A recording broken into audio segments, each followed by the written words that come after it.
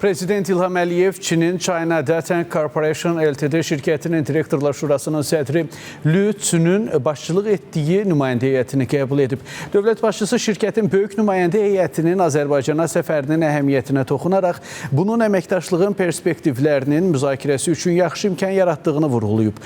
Ölkəmizdə çox sayda Çin şirkətinin fəaliyyət göstərdiyini deyən Prezident İlham Əliyev Azərbaycanla Çin arasında vizasız gediş-gəliş rejiminin tətbiqindən sonra Çindən ölkəmizə gələn turistlərin sayının artdığını qeyd edib. Söhbət zamanı Azərbaycanla China Datang Corporation Ltd şirkəti arasında enerji keçidi, yaşıl enerji və yaşıl sənaye parkı layihələri ilə bağlı fikir mübadiləsi aparılıb.